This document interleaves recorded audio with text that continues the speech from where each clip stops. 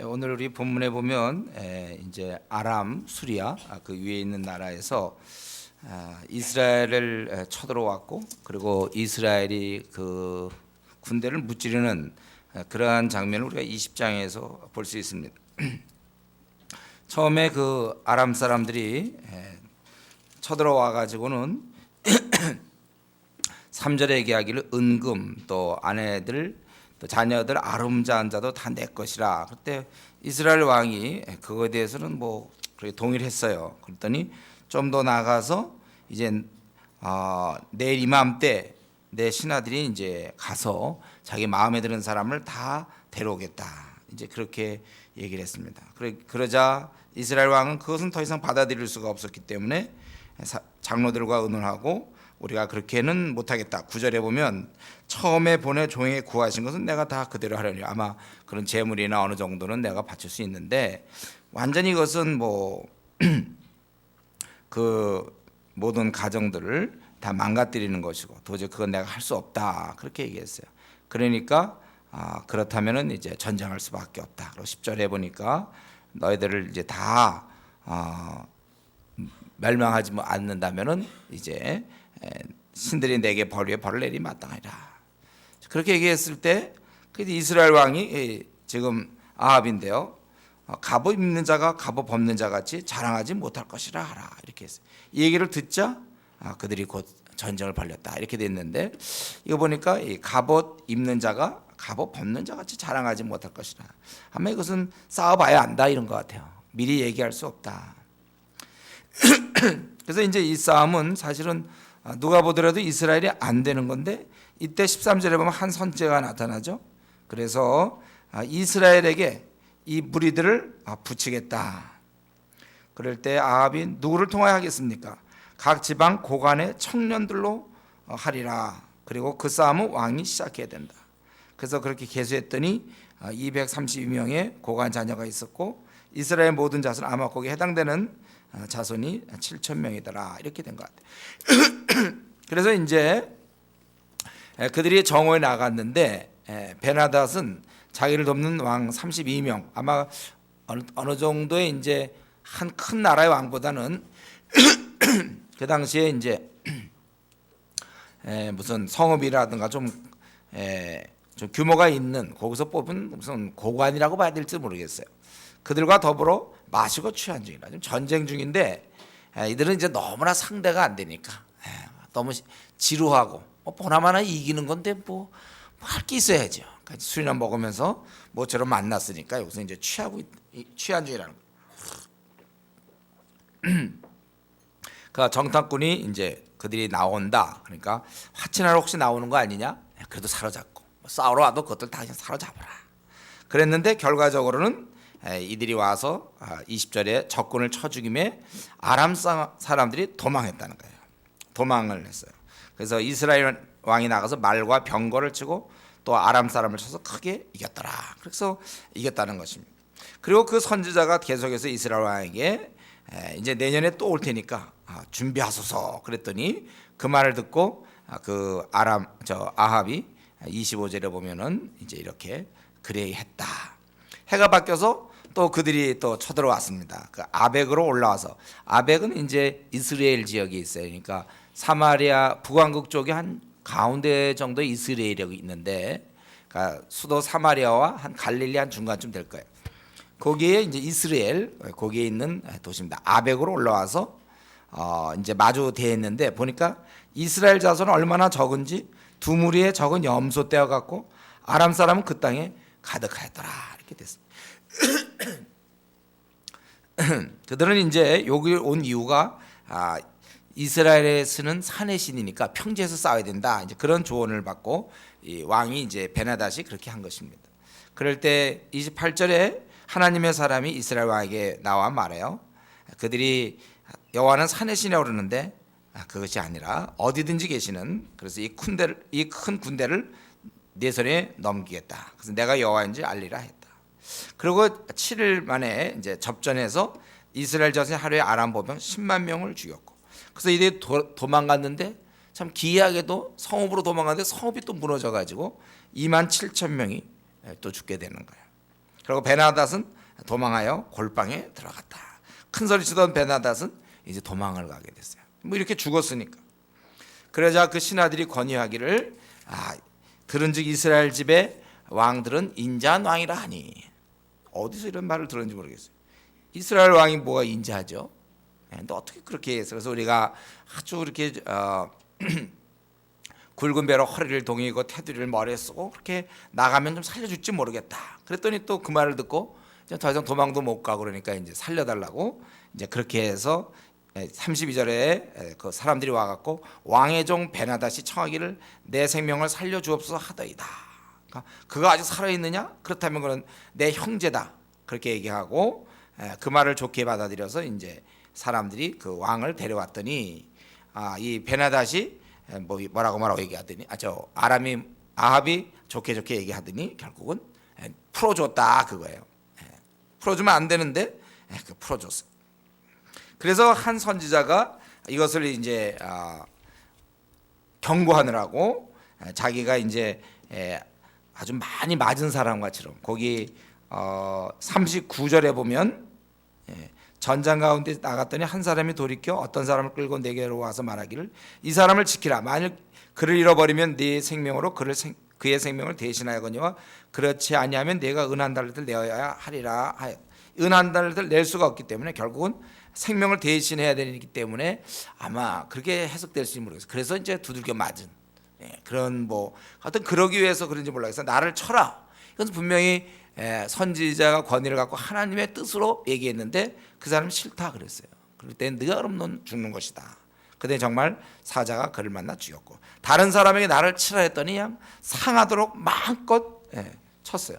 그래서 이제 거의 죽다시피 해가지고 자기가 수건으로 자기 눈을 가려 변장하고 왕을 기다리다가 이제 내가 이렇게 좀 그런 아주 두들겨 맞은 힘든 모습을 보여주면서 생명을 대신하라 그렇게 했습니다니까. 그러다가 그만 종이 이리저리 볼 동안에 맡긴 사람이 없어졌다. 그러니까 네가 그렇게 얘기했으니까 네가 책임져야 되는 거 아니냐. 이 아합이 제정신이 들어가지고 그건 당해야 된다. 그랬더니 그가 급히 자기 눈을 가린 수건을 벗으니 이스라엘 왕이 그는 선지자 중 한 사람인 줄 알아본지라. 그래서 그가 왕께 이르되 여호와의 말씀이 내가 멸하기로 작정한 사람을 내 손으로 놓았은즉 내 목숨은 그의 목숨을 대신하고 내 백성은 그의 백성을 대신하라 하셨나이다. 그래서 이스라엘 왕이 근심하고 답답하여 그의 왕궁으로 돌아가려고 사마리아에 이르니라. 이게 이제 우리 20장의 내용입니다. 즉 전쟁에서 이겼고 아합은 그 와중에서도 참으로 하나님 앞에 그 이방인의 이방 왕 그 우두머리 원수의 우두머리를 내보내 주므로 선지자가 경고했다. 그게 이제 우리 20장의 내용이죠. 우리는 이 이스라엘의 승리, 오늘 20장 이 승리를 보면서 우리는 이 승리에 관계돼서 몇 가지를 생각해 볼 수 있는데 지금 우리 아합 왕과 이스라엘은 많은 죄를 범했습니다. 우상 숭배를 했고 또 많은 죄를 범했고 아주 공의가 무너져 있는 그런 나라였어요. 그런데 하나님이 왜 이들을 벌하지 않느냐 이거죠. 당장 벌하지 아니했다는 것입니다. 멸망당하지도 않고 재난당하지도 않고 오히려 승리한 거예요. 우리는 이러한 비슷한 것을 살면서 볼 수 있단 말이죠. 이들이 지금 하나님을 잘 섬겼습니까? 오해하면 안 돼요. 이들은 지금 형편없음에도 불구하고 승리했단 말이에요. 하나님께서는요 잘못했다고 해서 즉시 반드시 심판하는 분은 아니세요. 오히려 그에게 또 기회를 주시다가 많이 있다는 걸 성경을 보면서 알 수 있습니다. 은혜를 주시는 것이죠. 그렇기 때문에 하나님은 어떤 때는 바로 형벌하실 때가 있고 우리 성경에 보면은 또 어떤 때는 아주 오래 참으실 때가 있어요. 이 부분이요, 이 부분이 바로 하나님의 영역이란 말이죠. 우리는 이 하나님의 깊은 섭리 속에서 이루어지는 일에 대해서 우리가 자꾸 왈가왈부하면 안 돼요. 하나님 왜 이렇게 하십니까? 저렇게 하십니까? 우리가 얘기해서는 안 돼요. 하나님께서 그렇게 하시는 거예요. 그렇기 때문에 우리가 이 살아가면서 하나님의 섭리 이 부분에 대해서 여러분들이 관심을 많이 가져요. 거기에 맞춰 살아가는 게 지혜로운 것입니다. 배가 빨리 가려면 이 바람을 잘 타고 이 물결을 잘 보면서 이렇게 가야 배는 그렇게 가야 돼. 우리가 가만히 있을 것이 아니고 하나님 좀 어떤 분인가를 좀 잘 알면서 거기에 순응을 해야 돼요. 그렇기 때문에 우리가 참 이런 하나님의 이런 의도 이런 걸 자꾸 거스려서 혼자 너무 힘들게 살면 안 되는 것입니다. 그걸 잘 파악할 수 있는 그러한 지혜가 필요해요.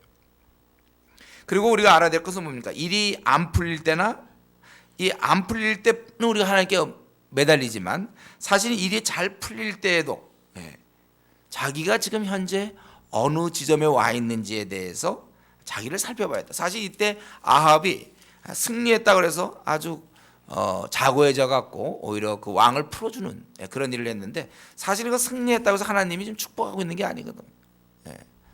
어쩌면 그들 7,000인이 기도해서 그런지 어떤지 그런 건 잘 몰라요. 그러나 그래서 우리가 우리 삶도 마찬가지예요. 우리가 좀 일이 좀 잘 풀린다고 해이어져 있어서는 안 된다는 것입니다. 우리는 항상 하나님께 매달리는 자세, 요거 우리가 죽을 때까지 유지해야 돼요. 내 힘으로 안 되는 거 그분께 맡기고 하여튼 우리는 항상 일이 잘 풀려도 하나님을 의지해야 되는 것입니다. 우리 열심히 기도하다가 우리 그런 한국교회 얼마나 많습니까? 고3 부모들 열심히 새벽기도 하다가 고3 끝나면 그 다음에 별로 매달리지 않아요. 그게 아니라 사실은 걔가 만약에 원하던 무슨 대학을 들어갔든지 뭐 알아주는 대학을 들어가서 그때부터 더 위험이 도사리고 있는데요. 우리는 항상 결혼 전에는 막 하나님께 기도하고 이제 결혼됐으니까 이제 편안해서 퍼져 있고 우리 그렇게 살면 안 돼요. 우리는 끝까지 일이 잘 풀려도 매달려 있어요. 대부분 이제 젊을 때 돈을 많이 벌면요, 이 사람 돈 귀한 줄 몰라요. 사실 젊을 때는 좀 고생 좀 할 필요가 있어요.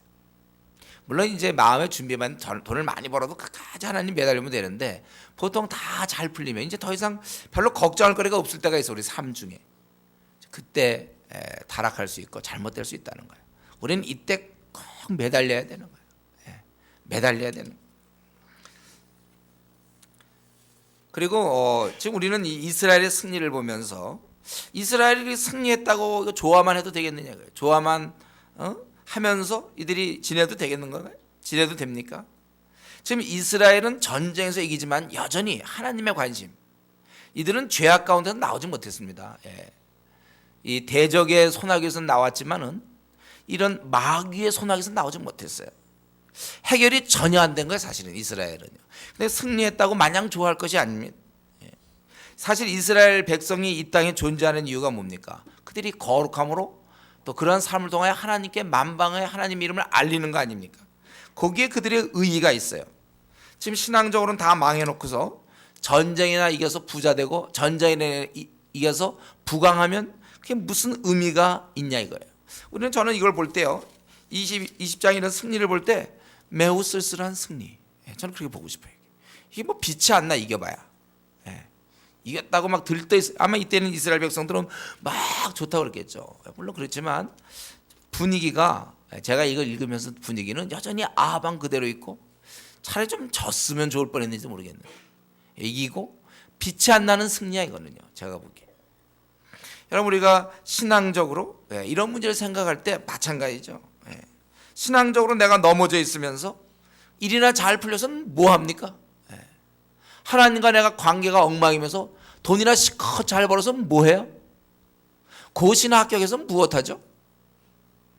이 왜 사는지 목적을 놓친 채, 잃어버린 채 살아가는 것은 그냥 사는 것입니다.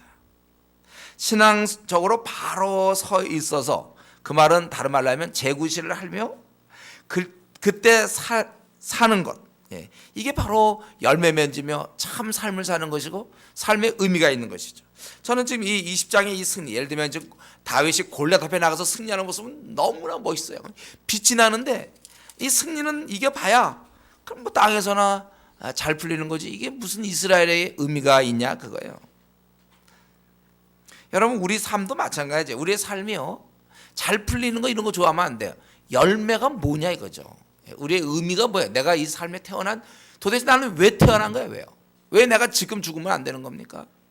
우리가 그걸 생각해야 돼.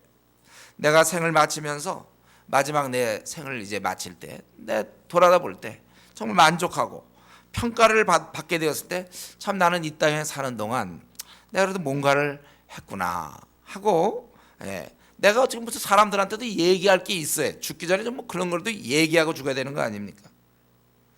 그렇지 않다면 이 승리, 지금 뭐 이겨도 되고 저도 이거 아무 의미가 없는 거야. 여러분, 우리가 하나님 우리를 이 땅에 내실 때 이스라엘 민족은 하나님의 그 거룩함을 드러내 열방에 하나님을 높여야 될 그런 책임이 있었는데 그건 다 까먹고 그건 다 놔둔 채 싸움만 이겼단 말이에요. 싸움만 아주 원래 이길 수 없는 싸움을 그냥 이겨버렸어요. 우리는 이런 면에서 다시 우리 자신을 좀 봐야 됩니다. 나는 내 지금 내 신앙을 좀 확고하게 견고하게 나는 지켜가면서 세상에 오는 수많은 도전들을 이겨내고 풀어나가고 있는가. 그래서 우리는 하루하루가 그 열매를 맺어가는 중이에요. 우리 고3들 수능 볼 때 보면 성적을 내신을 보면 고1 때부터 뭐 중간고사, 기말고사 다 합쳐서 보는 거예요. 고3 맨 마지막 2학기 뭐 마지막에 잘한 것들 평가도 잘 안 돼요. 해도 조금 해주고. 그리고 그것만 하면 안 돼. 내가 나중에 멋지게 될 거 생각하면 안 되고 지금의 요 70년 80년짜리를 지금 계속 쓰고 있는 중이에요. 올해도 이제 또 사용을 많이 했어요. 이 삶을 지금 열매를 맺어야 되고 있다는 것입니다. 남들 애들 막 고1 때부터 공부 열심히 하는데 자기는 고3 마지막 순간에 좋은 점수 받겠다. 그거는 내신 성적이 안 나오면 되니까요. 그렇게 하면. 지금 마찬가지예요. 우리는 2008년도 도대체 이건 나에게 내 생에 무슨 의미가 있는가. 내가 이만큼의 지금 시간을 지냈는데 여기서 나는 나름대로 돌아봐도 후회 없이 그렇게 내가 사는가. 자기만 혼자 쉬고 있는 거 아닌지 그건 손해죠. 열매 맺지 못하고 있으면 안 된다는 것입니다. 오늘날 지금 제가 생각할 때 우리 한국 교회를 볼 때 열심 없는 그리스도인들 중에도 오늘 이 이스라엘 모습처럼 앞길에 특별한 어려움이 없고 승진도 잘 되고 뭐 시집장가 잘 가고 먹고 살만하고 잘 풀리는 사람들이 많이 있어요. 내가 볼 때요. 많이 있더라고요. 신앙생활 엉망으로 하고 뭐 주일날 겨우 예배나 참석하고 저녁으로도 그냥 잘 풀리는 사람이 매우 많이 있어요. 그러나 우리는 이 시간에 다시 한번 오늘 본문에서 직접 나오는 건 아니지만 이스라엘이 이런 삶을 이 전쟁의 승리 얘기를 들으면서 참 마음이 불편해요. 저는 이런 것 자체 잘 풀리고 승진 잘 되고 어려움이 없고 뭐 이런 것 자체가 중요한 것이 아니고 이러한 중에 아까도 얘기했지만 하나님 앞에서 어떤 삶을 살았느냐. 진정으로 중요한 것은 진정으로 내가 중요한 건 어떤 열매를 맺어가며 하나님이 나에게 부탁한 것을 내가 지금 이루는 중에 있느냐 이것이죠. 죄악을 놔두고 승리했다고 좋아하면 안 되는 거예요.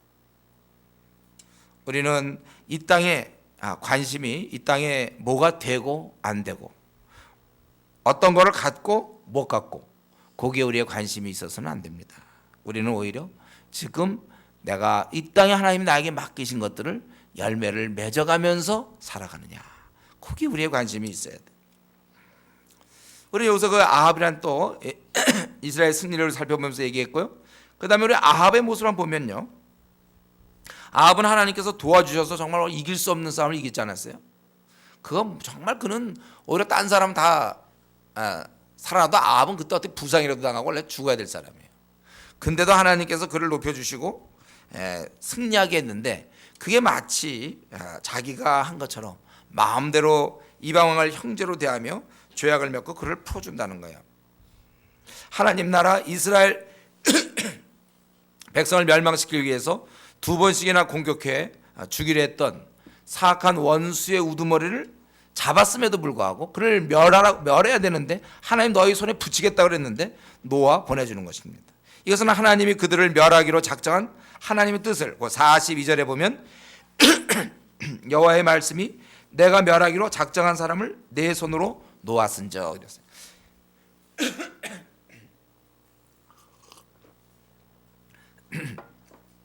그들을 멸하기로 하나님께서 손에 붙였는데 아합에게 그러한 하나님의 뜻을 거스린 행위였고 또 적어도 하나님 나라 이스라엘의 왕이라면 그 이스라엘의 백성을 보호할 책임을 갖고 있는데 그걸 내보내서 다음에 또 쳐들어오고 또 공격해오고 그들이 힘을 길러서 이렇게 계속 이스라엘을 괴롭힐 텐데 그런 면에서 이 왕의 직무를 유기한 것입니다.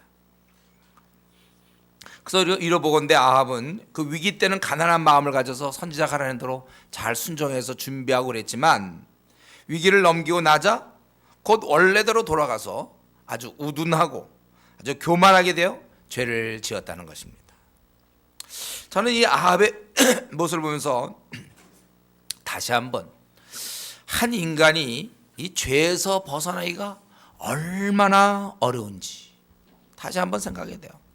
왜냐하면 우리는 출발이 아담하와 타락하면서부터 출발이 아주 그냥 깊은 죄성에서부터 올라오기 시작하거든요. 그러니까 우리가 만약에 수영장 같은 데서 한 3m 빠졌다가 휙 올라올 수 있어. 그 금방 올라올 수 있어. 그러나 만약에 한 3,000m 빠진다고 해보세요.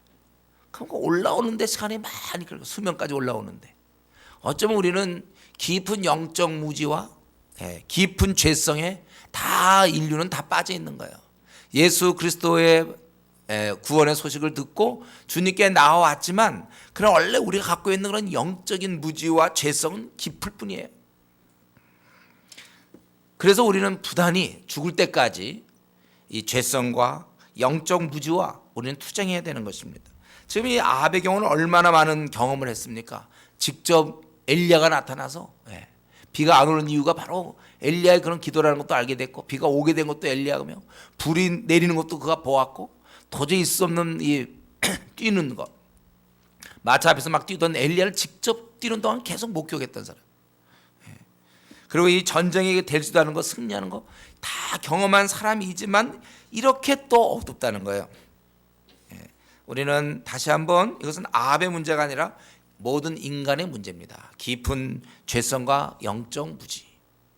제가 모태신앙으로서 왜 이렇게 오랜 시간 그랬습니까? 이 깊은 죄성과 영적 무지를 이길 수 있도록 말씀으로 이렇게 해야 되는데 저는 그걸 제대로 못 배웠거든요. 그냥 교회에서 활동만 했지 그걸 제대로 잘 못 배웠어요. 깊은 죄성과 영적 무지. 그렇기 때문에 우리가 비록 구원받은 백성이지만 구원받는 건 맞지만 얼마든지 미성숙한 그리스도인으로서 분별력 없는 그리스도인으로서 죄가 가득한 그리스도인으로서 남아있을 수 있다는 것입니다. 그렇기 때문에 우리는 계속해서 성경 연구해야 돼요. 진리로 우리를 자꾸 깨우쳐줘야 됩니다. 이 무지함을 벗어나는 것 자꾸 공부하는 수밖에 없어요. 우리가 자꾸 깨어지는 거예요. 우리 머리가. 옛날 우리나라 민족이 참 미개할 때 선교사들이 왔고 자꾸 학교를 세우고 깨우쳐 주지 않았어요. 자꾸 깨우쳐 주는 거예요. 진리 공부를 통하여. 여러분 우리가 이 영적 무지에서 벗어날 수 있는 좋은 방법은 딱 한 가지입니다. 말씀을 부단히 말씀을 연구하는 거예요. 여러분 그걸 못 느끼세요? 이제 그동안에 이렇게 성경 연구하면서 자기도 좀 많이 이렇게 좀 똑똑해졌다는 생각이 안 듭니까? 또 그런 마음이 들면 너무 교만한가 이런가? 저는 좀 그런 얘기가 좀 쑥스럽지만 저는 PBS 이거 성경 연구하면서 저는 제 생각이 물론 여러분이 그렇게 인정해 줄지 모르지만 저는 옛날보다 많이 똑똑해진 것 같아요. 많이 분별력이 생겼고. 여러분 지금 이 아합은 아무리 많은 걸 보더라도 경험하더라도 이 영적 무지가 안 벗겨진다는 거. 우리는 이제 예수님 믿었기 때문에 준비돼 있어요. 여러분들이 이제부터 학교에 들어왔으니까 이제 열심히 그냥 무조건 PBS 하면 돼요. 그냥 이유를 대지 말고 PBS를 왜 해야 됩니까? 이러지 말고 그냥 무조건 시간 남으면 PBS 하세요. 이제 이 정도 했으니까 이제 놀면 그거 아니고 그냥 시간 나면 하는 거예요. 우리 교회에서는 내가 그래도 많이 한 편에 속한다. 그러니까 천천히. 그게 아니라 여러분들 그냥 하는 거예요. 그냥 자꾸 이렇게 해놔서 뭐 할까? 그게 아니라 세상은 이제 돈 버는 사람들은 그냥 돈 이유도 없이 계속 벌잖아요. 그 왜 버는지 모르겠어. 그렇게 많이 벌어. 그 많이 벌어서 뭐 하는지 모르겠어. 자기 쓸 것도 넘는데도 그냥 계속 벌어. 또 벌어. 잠도 못 자고. 그러나 우리는 그 사람도 돈이지. 우리는 PBS는요. 우리가 성경 연구는 그냥 하는 거야. 자꾸 하는 거야. 저 우리 교회 이제 약간의 그 하나의 구멍이 뭐냐면 이제 이런 설교를 많이 듣다 보니까 아예 무슨 동영상을 들어보겠다 이런 의욕이 없는 사람들이 있어요. 오히려 외부의 교회들은 부지런히 듣던데요. 우리 교회들은 지금 아주 내가 늘 강조하는 중요한 본문들이나 이런 것, 뭐 바울의 13개 서신이라든가 이런 거 늘 언제든지 하면 들을 수 있으니까 안 들어요. 로마서도 제가 늘 얘기해도 안 들어요. 밖에 교회들은 로마서 많이 들었는데 어떤 사람 10번씩이나 들었대는데 우리는 그냥 안 들으면서 버텨. 우리 지난번 우리 LTC 할 때도 그랬잖아요. 6기 LTC 할 때 대략 한 절반 안 들었어요. 그냥 뭐 얘기. 그래서 이제 그거 듣고 나서 참 도움이 된다 이거 아니에요? 지금 우리 많이 준비되어 있는데 그거 왜 준비해 놨습니까? 제가 들으라고. 우리 교회 성도들은 좀 더 외부 교인들보다 더 좀 많이 들었으면 좋겠어요. 뭐 우리 이제 늘 그러니까 이런 수요예배라든가 이런 것도 이제 좀 오래 좀 교회 다니고 그러면 이제 뭐 안 들어도 돼. 이제 늘 뭐 말씀 들으니까. 그렇게 생각하면 안 되죠. 우리가 더 열심히 말씀도 부지런히 들어야 되고 성경을 연구해서 우리는 아직도 우리가 잠깐 한눈 파는 사이에 깊은 죄성과 영적 무지에 우리가 자꾸 노출된단 말이에요. 조심하셔야 돼요. 그리고 여기 이제 좀 특이한 선지자, 이 선지자는 누군지 모르겠는데 35절부터 43절에 보면 이 선지자는 하나님의 뜻을 전하기 위해서 무엇을 했습니까? 스스로 매맞고 또 상하고 또 그리고 변장하고 그리고 기다렸다가 왕이 지나갈 때 소리를 질러서 그리고 하나의 예를 만들어 설명하고 그리고 그가 이제 그대로 당해야 하리라. 요 답을 기다렸거든. 40절 마지막에. 그랬더니 급히 자기가 수건을 벗어서 그 왕에게 용감하게 그 잘못을 지적했던 것입니다. 여러분, 이 강팍한 인생들에게 하나님 말씀을 전하는 건 이처럼 어려운 거예요. 특별히 그들의 잘못을 지적할 때 상대방 뭐가 있습니까? 둘러댐이 있잖아요. 변명이 있잖아요. 잘못을 지적할 때 변명으로 일관되는 우리 인생들. 그렇기 때문에 여기 지금 이 선지자는 이 아합이 얼마든지 빠져나갈 구멍이 있단 말이죠. 그거 없애려고 두들겨 맞으며 자기가 상하게 맞으면서 준비한 거예요. 그래서 자신이 할 수 있는 만큼 최선을 다해서 그가 그대로 당하여야 하리라 이렇게 얘기했을 때, 자, 이전에 다윗도 그랬잖아요. 그럴 때 나단이 당신이다 막 이렇게 양 얘기 뭐 그거 하나 그런 얘기하면서 그렇게 하는 거예요. 양인가 송가 같은 그 얘기했죠. 다윗에게 그거 할 때 그걸 갖다가 한 마리를 저렇게 오히려 더 부자가 잡아서 잔치를 베풀고 그런 얘기를 했는데 그가 변명하지 못하게 그의 잘못을 들추어낸다는 것입니다. 저는 여기서 한 가지, 우리가 지금 상대하는 사람들은 순 거짓된 사람들이에요. 이 땅에 얼마나 많이 타락한 사람을 우리가 만나는지 모릅니다. 성경에 보면 우리는 비둘기처럼 순결해야 되지만 뱀처럼 지혜로우라고 그랬어요. 우리가 회사에서 있든지 어딘지 때 분명히 좀 잘못된 거 자꾸 뻔히 그 사람이 거짓말하고 둘러댈 거 뻔한데 그냥 비둘기처럼 말이야 순결하게 그냥 가서 회사에 가서 뭐 이렇게 한다든가 해갖고 도저히 그를 고쳐줄 수가 없어요. 그러니까 여러분들도 이런 면에서 상당히 수가 높아야 되는 거예요. 그래서 그거를 잘 분간하고 그래서 해서 그 사람을 고쳐줄 수 있어야죠. 왕이 좀 더 이상 할 얘기 없잖아요. 자기가 네가 그대로 당해야 된다. 당신이 놓친 거다 이거죠. 왕을. 선지자의 우리는 지혜를 볼 수 있어요. 선지자가 그냥 무조건 순교만 하는 게 선지자 아니에요. 그냥 왕한테 그냥 막 돌진해서 있잖아요. 그냥 보자마자 아합한테 당신이 그 놓쳤으니 당신 책임지라 이렇게 하는 거 아니에요. 자기가 다 준비해서 도망갈 수 없도록 하고 확실하게 우리가 전도도 해야 되겠고 여러분들이 이제 직장에서 사람들도 만나고 또 우리는 많은 대인 관계가 있을 텐데 둘러대기 잘하고 거짓말 잘하는 사람들을 확실하게 준비해서 그걸 정말 고쳐줘. 괜히 그래 자꾸 더 둘러대게만 만들면 뭐합니까? 자기가 자꾸 속으면 어떻게 돼요? 비둘기처럼 순결하다 그냥 자꾸 자기는 그 사람으로 하면 자꾸 그렇게 하면 안 된단 말이죠. 우리가 이런 면에서 여러분들 지혜롭게 해야 되고 특별히 하나님 제가 보기에 우리 교회 성도들은 좀 비둘기처럼 순결한 사람들이 많아요. 그러나 뱀처럼 지혜로움을 가지고 이 땅을 살아요. 특별히 직장이라는 사회는 제가 직장에 대한 얘기도 많이 들어보면 너무나 얽히고 성켜 있단 말이에요. 이럴 때 그냥 비둘기처럼만 나간다니까. 그리고 상처받고 힘들지 말고 뱀처럼 지혜롭게 차분하게 생각하세요. 여러분. 어떤 문제에 부딪혔을 때 침착하게 생각하시고 이걸 어떻게 풀어나갈 것인가. 하늘의 지혜를 여러분들이 구해서 뚫고 나가서 함부로 사람들이 우리를 얕잡지 못하게 그런 면에 있어서 우리가 무시당할 수 있고 비방당할 수 있고 오해받을 수는 있지만 내가 노력 안 해가지고 그러지 마세요. 우리가 지혜를 짜세요. 여러분들 분별력 있게 우리가 잘 그래 해야 될 것입니다. 그리고 나서 이 나봇은 이러고 나서는 뭐 이래고서 왕이 근심하고 답답해서 자기 죄 문제를 놓고 뭐 금식한 적은 없는데 잠시 되면 이제 금식을 해요. 이 아합이 왜 금식하죠? 밥 생각이 없거든. 그 포도원이 있는데 너무 마음에 들어. 그래서 그걸 좀 얻어보려고 그랬는데 이 나봇이라는 사람이 안 줘.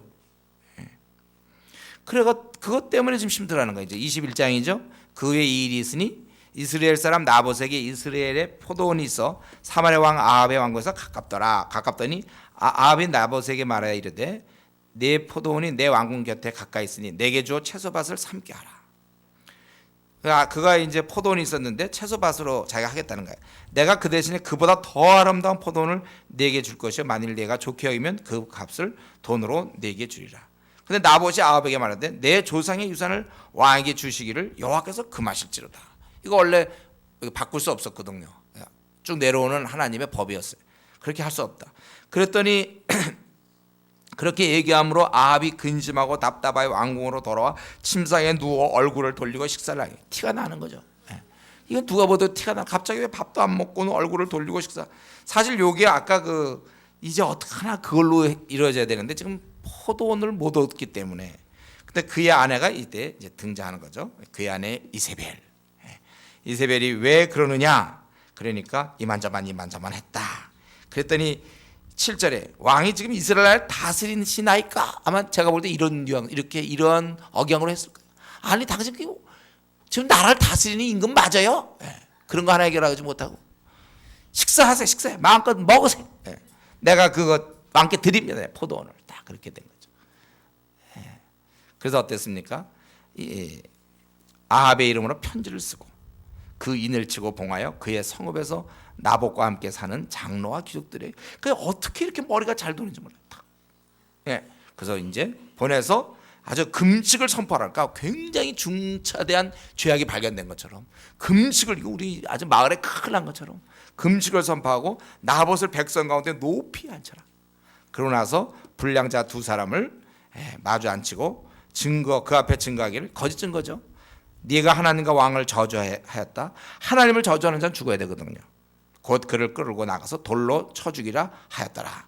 그랬더니 이러한 편지가 도착하자마자 그 느낌이 여러분 어떻습니까? 11절에 그 피하는 느낌이 들어요. 저는 그 말은 안 나오지만 이게 이렇게 직접 친히 왕이 친필로 뭐 예를 들면 그래서 그의 성읍에 사는 장로와 귀족들이 그 이세벨의 지시인데 사실은 보낸 편지를 쓴 대로 하여 금식을 선포하고 나봇을 백성 가운데 높이 앉힘에 그래서 불량자 두 사람이 원래 두 증인이 있어야 되잖아요. 증인은 그래서 증언함으로 무리가 그를 13절 성읍 밖으로 끌고 나가서 돌로 쳐 죽이고 이제 통보했다는 거예요. 그래서 이제 그 죽음을 듣고서는 이 아합에게 이르되 일어나 그 이스라엘 사람 나봇이 돈으로 바꾸어 주기를 싫어하던 나봇의 포도원을 차지하소서.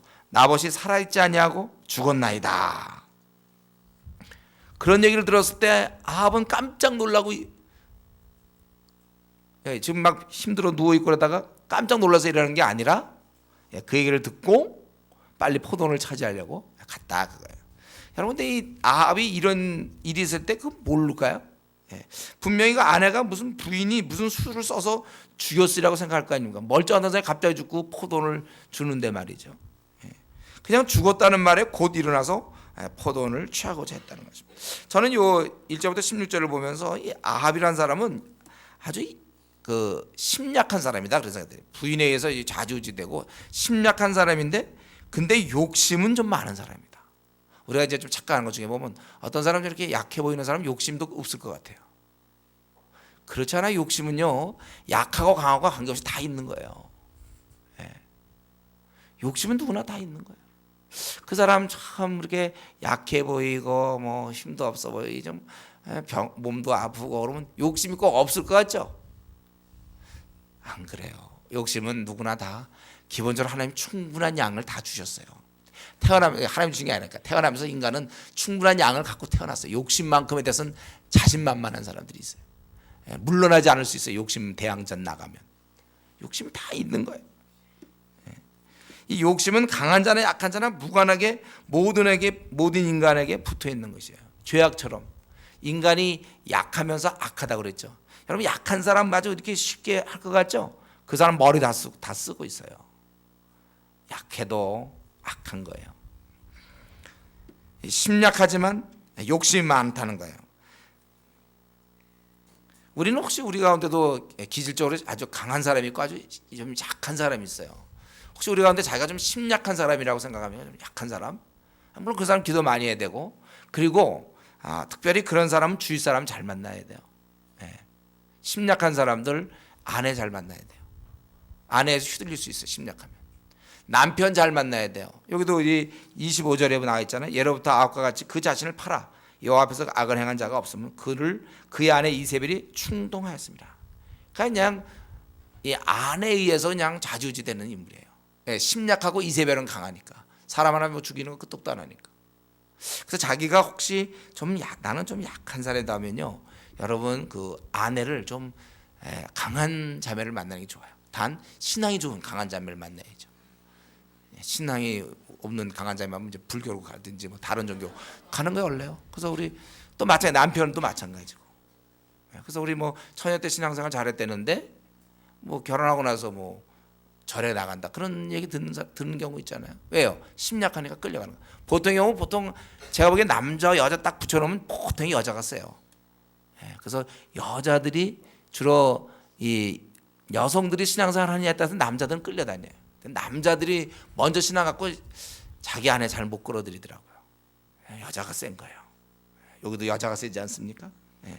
어쨌든 우리 자기가 좀 심약할 때 친구 잘 사귀어야 돼요. 그러니까 친구한테 휘둘려요. 그럴 때는 내가 현재 만나고 있는 친구들이 어떤 사람인가 휘둘릴 수 있다는 거. 그래서 어쨌든 이 아합과 이세벨의 이 죄악을 우리가 볼 수 있겠고, 여기서는 또 성에 사는 장로와 귀족 그들의 그런 죄악을 볼 수 있어요. 되지도 않는 이런 일들을 하고 있는 거 아닙니까? 그런데 이제 17절부터 그래서 다 끝났는데 그러나 하나님은 끝나지 않았다는 것이죠. 17절부터 마지막 29절까지 보니까 하나님이 이걸 보고 계셨어요. 그래서 벌하시는 것입니다. 그래서 21절에 얘기하기를 쭉 네가 이렇게 했기 때문에 21절을 내게 속한 남자는 다 멸할 것이다 이렇게 했습니다. 그리고 특별히 이세벨에 대해서 이 일의 아주 주동자인 23절의 이세벨에 대해서는 이세벨은 개들이 먹을 것이다. 개들이 먹어. 원래 사람이 보신탕을 먹거나 이러는데 개가 사람탕을 먹는 거죠. 그러니까 이세벨은 너는 개한테 먹힐 것이다. 왜? 자기가 이런 일을 주동하고 사람을 죽였기 때문에. 하나님 다 보시니까 그래요. 지금 아합이 그런 게 아니에요. 이세벨이 개한테 먹히는 거예요. 아주 완전히 이거는 아주 철저하게 주동자이기 때문에 이제 그런 것이죠.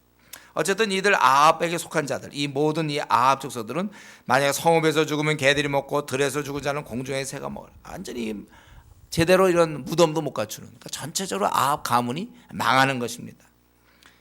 근데 나중에 이제 아합은 이렇게 여기에 보니까 연기가 되고 이세벨은 이제 결국 이렇게 되는데요. 여기서 보니까 이런 말을 이제 심히 너희가 잘못했다. 너희가 26절에 그가 여호와께서 이스라엘 자손 앞에서 전에 아모리 족속의 모든 행한 같이 우상에게 복종하여 심히 가증하게 행하였더라. 근데 이때 이 아합이 이 말을 듣고, 아까 우리 어떤 선지자가 얘기했을 때는 괜찮았는데 지금 이 말을 듣고 그가 옷을 찢고 굵은 배로 몸을 동이고 금식하고 굵은 배에 누우며 또 풀이 주고 다니더라. 지금 이 말을 한 게 누굽니까? 엘리야죠, 엘리야. 거기 17절에 보면 디셋 사람 엘리야가 한 얘기를 지금까지 엘리야가 한 걸 다 봤거든요. 그러니까 그가 이 말을 듣고 이거는 이미 경험했거든. 이건 확실한 거예요. 그러니까 자기가 이제 죽는구나. 이제 그 생각이 들었던 것 같아요. 그랬더니 그가 금하고 굵은 배에 누우며 풀이 주고 다니더라. 아주 천천히 다니고 힘없이 다니고 풀이 주고 다녔다는 거예요. 그럴 때 여호와의 말씀이 디셋 사람 엘리야에게 임하여 이르시되 아합이 내 앞에서 겸비함을 네가 보느냐. 그가 내 앞에서 겸비함으로 내가 재앙을 저희 시대에는 내리지 아니하고 그 아들의 시대에야 그의 집에 재앙을 내리라 하셨다. 이 아들의 시대로 연기한 것입니다. 그것이 이제 지금 아합의 이제 거의 뒷부분에 그런 이스라엘의 왕 그런 모습이고 그 당시의 모습인데요. 우리는 여기서 이 본문을 통해서 이 드러나는 게 뭡니까? 이 아합의 욕심이죠. 그는 유약한 존재지만 탐욕스러운 인물인 걸로 묘사되고 있습니다. 그리고 아합 한 사람의 탐욕의 결과로 나봇이 죽게 되고 장로와 귀족들이 죄짓게 되고 또 자기 가문이 다 멸망당할 위기에 처하고 부인이 비참하게 죽게 되는 것입니다. 여러분, 우리가 이 시간에 21장 이 시간에 볼 때 결국 이 사건은 아합이 그 포도원에 대해 욕심을 내면서부터 시작된 거예요. 성경에서는 이 욕심, 이걸 죄라고 얘기합니다. 여러분, 욕심은 죄예요. 좀 나는 욕심이 많아. 우리 이런 얘기 함부로 하면 안 돼. 욕심은 죄인데요, 성경에.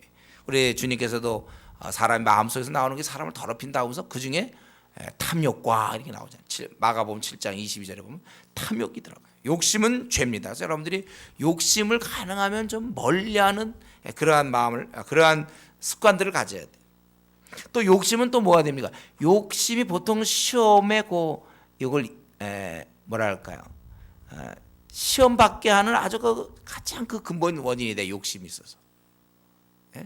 그래서 아간도 욕심 때문에 그랬던 것이고, 아나니아 삽비라도 욕심 때문에 그런 것이고, 시험 받게 된다는 거예요. 오직 각 사람이 시험을 받는 것은 자기 욕심에 끌려 미혹됨이니.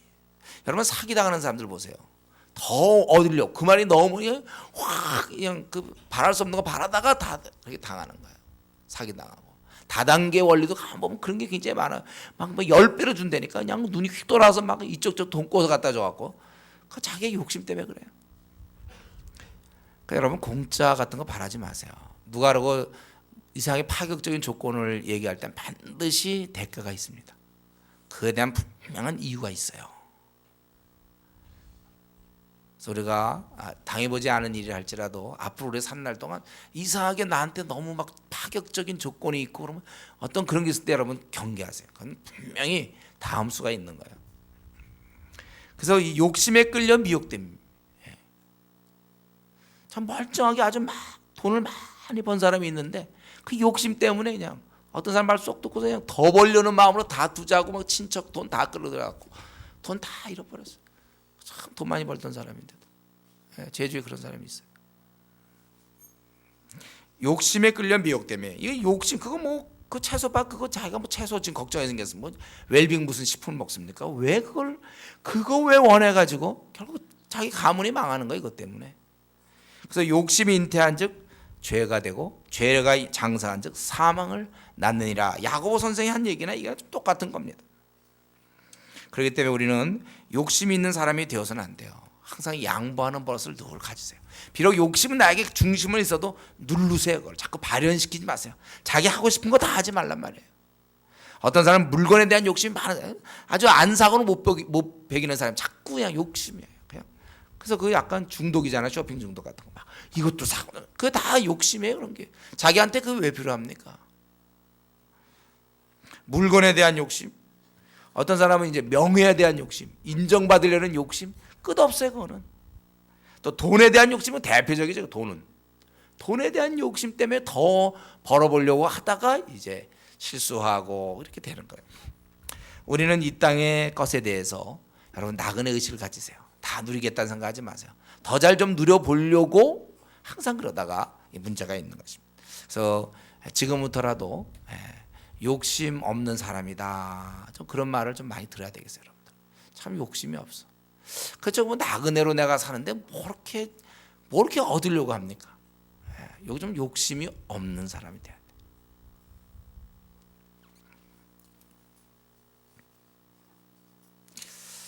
돼. 우리가 하여튼에 그리스도인이 남에게 주는 것을 좋아하고 주는 것이 받는 것보다 복되다 하심을 주께서 친히 말씀하신 바 주는 것이 받는 것보다 복되다 하심을 항상 기억해야 할지니라.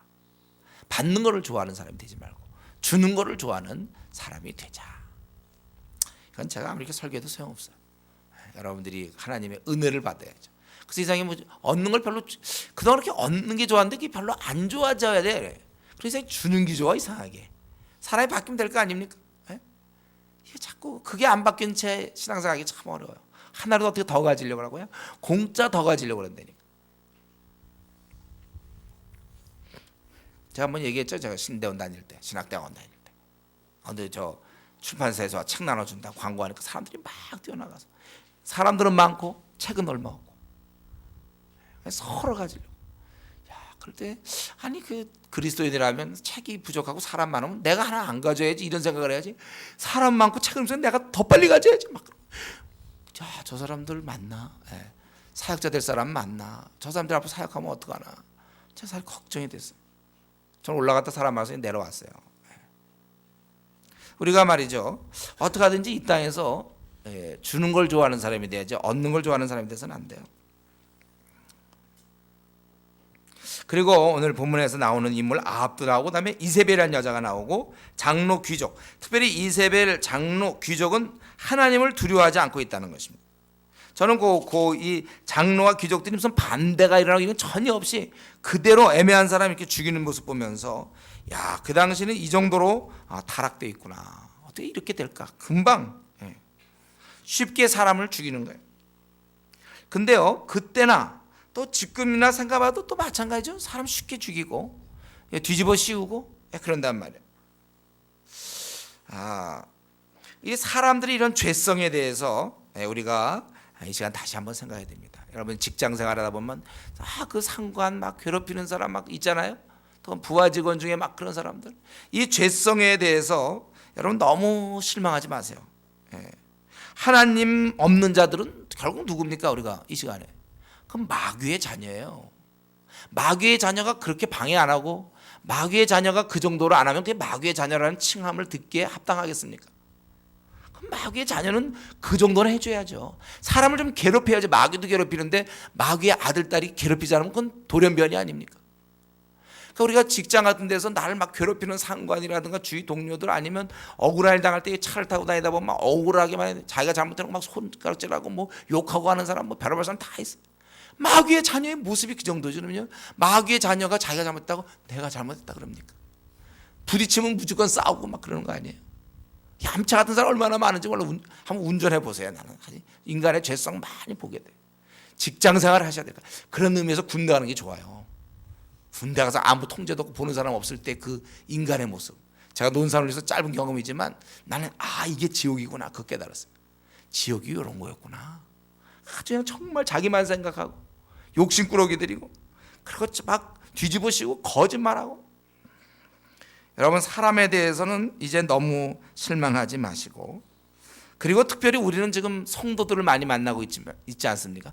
근데 성도도 원래는 이게 재생된 자들이거든요. 원래 마귀의 자녀들이었잖아요. 그런 게 본바탕에 아직 있어요. 여기에다가 이제 성령이 들어오셔서 바뀌어져야 되는데 성령 충만하지 않은 성도들, 교인들, 그건 똑같아요. 마귀의 자녀와 똑같습니다. 똑같이 욕심 부리고 경우 안 되고 배반 이렇게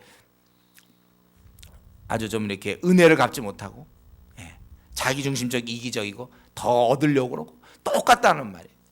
그러니까 우리가 이 시간에 하나님을 모르는 마귀의 자녀와 하나님을 알지만 성령 충만하지 않은 사람 같은 걸로 봐야 돼요. 너무 낙심하지 마세요. 그러니까 우리 지금 들리는 소리 뭡니까? 교회 나가는 사람들이 뭐 어떤 집사가 돈 떼어먹고 돌아서 교회 안 다닌다.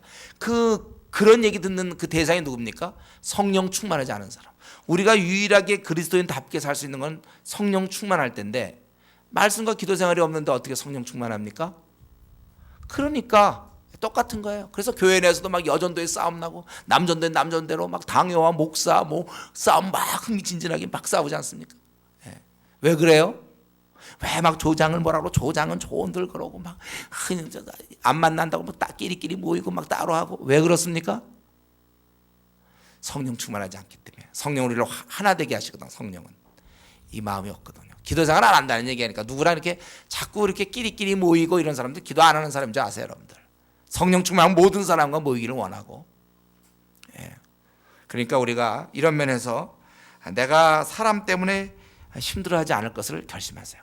교회 다니는 그 사람 직분이 무슨 목사라도 소용없어요. 그 사람 직분이 무슨 뭐 총회장이라도 소용없어요. 뭐 조장 소용없어요. 리더 무슨 캠퍼스의 간사 다 필요 없어요. 선교사 필요 없어요. 우리는 오직 한 가지, 성령 충만한 사람인가? 그렇지 않은 사람인가? 성령 충만하지 않다면 실망하지 맙시다. 그 사람. 그럼 성령 충만하지 않은 사람이 잘 사는 게 오히려 우리 헷갈리게 하는 거죠. 그렇지 않아요? 성령 충만하지 않은데 너무나 사랑이 넘치는 사람, 성령 충만하지 않은데 너무나 온유하고 겸손한 사람, 그럼 나도 굳이 성령 받을 필요가 있을까요? 오히려 우리는 그 사람, 어떤 사람이 그럴 때 그 사람을 낙심하기보다는 기도하셔야 돼요. 저 사람 성령 충만하게 해달라고. 우리가 사는 방법은 성령 충만밖에 없습니다. 성령 충만하셔. 저는 이 특별히 이세벨은 그렇다 치고 장로 귀족들을 볼 때 이들도 그래도 소위 장로 정도 되고 또 거기에 어느 정도 지도자 정도 되는 사람들인데 너무나 쉽게 이렇게 죄 짓는 모습 보면서, 오늘날 우리 한국교회 목사들에 대해서도 어떤 교회 목사 때문에 교회 안 다니겠다, 어리석은 얘기하지 마세요. 목사가 다 그런 게 아니고 그중에 어떤 사람 성령 충만하지 못하면 소용없어요, 목사라도. 그렇기 때문에 이 시간 결심하세요. 내가 앞으로 성도들 때문에 낙심하지 않겠다. 혹시 만약 저에 대해서 혹시 낙심한 사람 있습니까? 기도해 주세요. 성령 충만하다. 서로 낙심했다면 그 사람에 대해서 기도해 주기 운동을 해야 될 거예요. 성령 충만하지 않으면 마귀의 자녀에서 재생됐는데 그게 뭐가 있겠습니까? 그리고 우리는 이 이세벨 또 장로 귀족을 볼 때 이들은 하나님을 두려워하고 있지 않단 말이죠. 자기들의 생각과 행동, 말까지 다 보고 계시고 알고 계시는 하나님에 대해서 이 사람들은 개념이 없어요. 그러니까 죄를 지을 수 있죠. 아무나 죄를 짓습니까? 하나님 지금 이렇게 보고 있는데 그 보는데 앞에서 죄를 질 수 있습니까, 여러분? 하나님이 안 본다고 생각하니까 그 사람을 속이는 거죠. 안 본다고 생각합니다. 하나님께서 이 거짓말하는 자를 하나님 미워한다고 그랬잖아요. 거짓말할 수 있는 건 하나님에 대한 의식이 없는 거예요. 사람이 거짓말을 하고 죄를 짓고 무슨 음란한 행동을 하고 누구를 미워하고 증오하고 돈을 떼어먹고 사기를 치고 교만하고, 이것은 다 결국 하나님에 대한 의식의 부족이에요. 즉 신앙이 없는 거죠. 우리 믿는 자들이 신앙생활을 하면 할수록 점점 어떻게 되죠?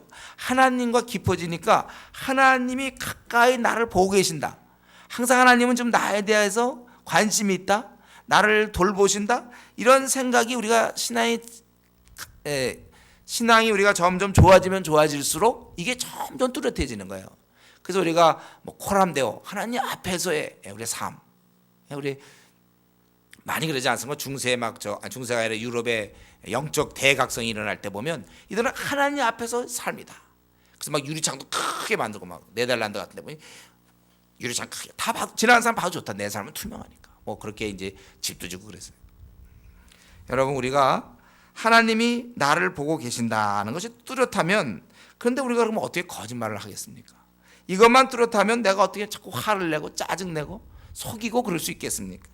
내가 이것만 뚜렷하면 어떻게 누구를 수군수군 될 수가 있습니까? 하나님 보고 계시는데 제가 하나님 앞에서 아무개 수군수군 될 수 있습니까? 우리가 하나님 앞에서, 하나님이 만약에 나를 이렇게 보고 계신다면 우리는 많이 달라지는 거예요. 그 의식이 있느냐, 그 의식이 희미하냐의 차이예요. 그러니까 여기 귀족 장로들은 보이는 건 왕의 그 친서, 그것만 보였죠. 하나님을 두려움이 없었어요. 이게 그 당시 이제 신앙인들의 모습입니다. 그러니까 하나님께 이제 벌 받는 것이죠. 우리는 그렇기 때문에 신앙생활하면서 하나님께서 나를 항상 보신다. 좀 그러한 생각들을 우리가 항상 좀 마음에 품어야 될 거예요. 하나님은 나를 보고 계시고 있고, 오늘 하루 했던 거 다 봤습니다. 지금 이 시간 한 거 다 봤어요. 제가 그래서 가끔 그런 얘기 하잖아요. 조는 사람들 조는 거 보고 있다고. 그래도 조는 사람도 있지만 우리가 하나님은 우리를 다 본다니까요. 여러분의 생각과 마음과 생각을 다 알고 계시단 말이에요. 그러니까 우리가 이렇게 둘러댈 것도 없고, 또 우리가 이렇게 눈에 보이게 포장할 것도 없고, 있는 모습 그대로 우리가 그렇게 살아야 돼요. 한두 가지만 더 얘기하고 싶은데, 저희 나봇 말이죠. 나봇은 비록 죽었어요. 그렇지만 이런 면에서 나봇은 하나님을 두려워하던 자예요. 그는 의식하면서 살던 사람이 확실합니다. 우리 하나님의 명령을 순종한 거 아닙니까? 레위기 25장 23절에 보면 토지를 영구히 팔지 말 것은 토지는 다 내 것임이라, 그렇게 하나님께서 말씀하셨어요. 또 민수기 36장 7절 9절에 보면 각각 자기 기업을 지키라 그랬어요. 파는 게 아니에요 원래. 그리고 만약에 그렇게 팔릴 수밖에 없는 입장이 되면 그걸 누가 친척들이 물러줘야 되고 그것도 안 되면 신현에 돌려줘야 되고 이런 어떻게 해서 이 기업을 지켜나가는 겁니다. 이유도 없이 그걸 아무리 왕이라도 그걸 팔 수가 없는 거예요. 이거는요. 예, 팔 수가 없는 거예요. 그럴 때 이 나봇은 이 아합이 그렇게 얘기했지만 나봇은 아합에게 내 조상의 유산을 왕에게 주시기를 여호와께서 금하실지로다. 그 3절에 보면 그런 신앙을 갖고 있었어요. 사실 그건 굉장히 두려운 거 아닙니까? 왕이 달라는데 안 주는 거예요. 더나 왕이 뭐 그냥 뺏겠다는 게 다른 거 주겠다는데도 하나님이 그걸 원치 않는다 이거예요. 예. 그는 두렵다고 타협하지 않았습니다. 참 우리 신앙에 말이죠. 이 깜깜한 시대에 우리 오바댜 같은 사람도 있지만 또 이런 나봇 같은 일개 농부로 뭐 우리 만약 이 사건 없으면 나봇이라는 사람이 우리가 있었는지 알기 뭡니까 우리가 그죠? 그 당시 이스라엘에 나봇 같은 사람이 있어서 막 우상 숭배할 때도 하나님의 뜻을 지키려는 사람이 하나 있었다. 우리는 그건 몰라요. 일개 농부에 불과한 사람입니다. 그러나 그의 막상 이런 일이 벌어졌는데 알고 보니까 신앙을 지키고 신앙을 갖고 있었다는 말이죠. 우리 앞서간 선배님이 계셨네요. 타협자는 그 신앙인의 삶을 이 나봇은 보여줬고 그래서 나봇은 그것 때문에 죽은 거예요. 결국은 이런 우여곡절을 통해서 죽게 되는 거예요. 우리는 이런 나봇의 모습을 보면서 오히려 참 감동이 돼요. 예, 별로 알려진 인물도 아니고 그냥 원래는 이 사건 없으면 우리는 알지도 못하고 그냥 평생 포도원에 있다가 이제 죽을 사람인데 야 이거 우리가 이런 걸 통해서 배워야 되는 건 뭐냐면 내가 위대한 일을 하지 못할지 몰라요. 예, 뭐 교계적으로 알려지고 뭐 내가 그렇게 교회에서도 많이 알려지지 않을지도 모르지만 그러나 우리는 매일의 삶에서 이런 나봇의 자세 주어진 현실의 그런 요구와 상황에 맞춰 사는 것이 아니라 더 큰 하나님 현실을 바꿀 수 있는 그 하나님의 뜻에 맞춰서 내가 살아야 된다. 우리가 이것을 결심해야 돼요. 여러분 이름 없고 빚도 없을 수 있습니다. 그러나 우리는 각각 속한 곳에서 나봇처럼 때로는 왕이 나타나서 달라고 하고 더 좋은 것을 바꿔준다고 해도 하나님이 무엇을 원하시는가 하나님의 원하심에 여러분을 걸 수 있는 생을 매 순간순간 우리는 늘 포기와 선택으로 살지 않습니까? 우리가 인생을 다 항상 포기와 선택으로 계속 살아가야 돼요. 우리 직장도 그렇고 뭐 이사 가는 문제 뭐 자녀 학교 보내는 문제 결혼의 문제 무슨 뭐 직장에서 매 순간순간에 어떤 결정하는 문제 하여튼 수많은 학교는 학교에서 그럴 때 우리는 포기와 선택을 계속 할 때 항상 기준은 하나님이 무엇을 더 기뻐하실까? 항상 그거 해야 돼요. 그게 중요한 거야. 자꾸 현실을 얘기하지 마세요. 현실 그만 얘기하세요. 하나님 무엇을 더 기뻐하는가? 우리는 이것을 그 당시에 정말 이름 없는 나봇이라는 그 농부의 모습에서 우리가 찾아볼 수 있는 것입니다. 우리가 그렇게 살아야 돼요.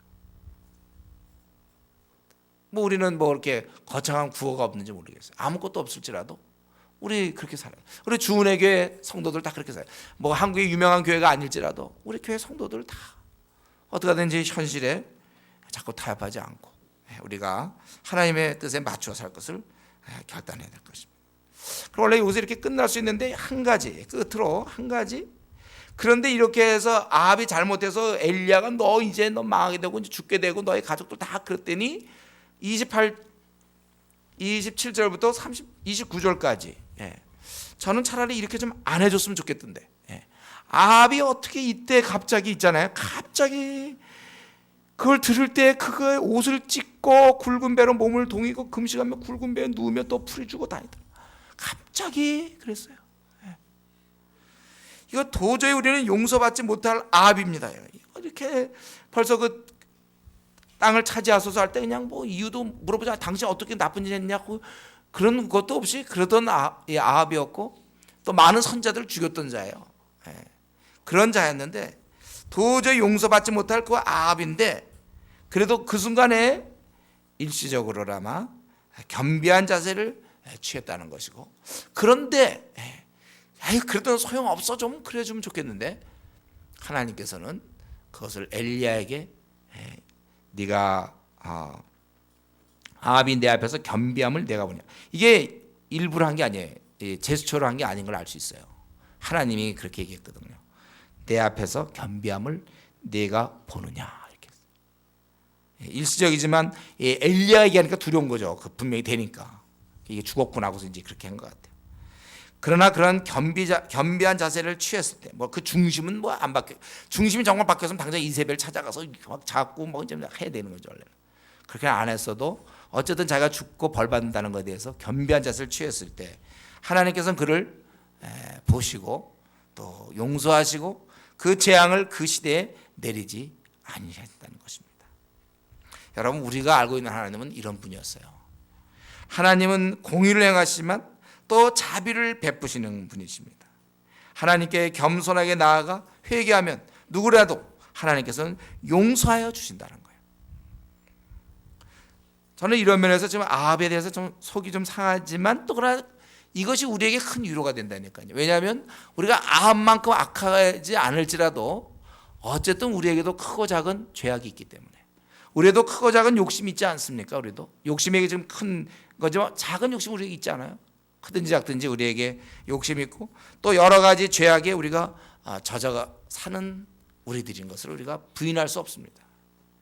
그렇게 생각할 때 내가 나 자신을 들여다볼 때 나도 하나님의 내가 소위 이렇게 교회를 몇 년씩 다니고 뭐 조장이라는데 어떤 뭐 음란한 비디오를 본 적도 있고 또 내가 뭐 어떤 욕심 때문에 그런 적 있고 세상에 헛된 것에 내 마음을 빼앗긴 것도 있고 하나님 나라에 관심이 없고 나와 내 가족만 늘 생각하고 우리도 여전히 우리 만약에 따지기 시작하면요 뭐 그 정도까지는 안 될지 몰라도 거의 뭐 미칠지 모르겠어요. 그 정도로 우리가 이런 면에서 사실 오히려 27절부터 29절은 좀 원래는 화가 좀 날지만 잘 생각해 보면 이게 오히려 우리에게 힘을 주는 말씀이에요. 이런 아합을 받으시는 하나님이 내가 요즘 신앙생활이 엉망입니다. 나 기도생활 신실하게 하지도 않고 또 난 말씀도 잘 안 보고 그냥 텔레비전이나 보고 그저 뭐 친구들과 만나 놀고 하나님 이 나라에 관심도 없고 영혼 구원에 나는 관심도 없고 나는 불평이 많고 나는 참 사랑이 많지도 않고 어쩌면 우리가 그런 우리를 고백할 수밖에 없지 몰라요. 만약 우리가 그렇다면 오늘 이 말씀 신실하지 우리가 못하지만 하나님 앞에서 십자가의 사랑에 감격도 없고 우리 그렇지만 남을 비난 잘하고 수근수근 잘 거리고 불평 잘하던 나지만 그러나 마찬가지로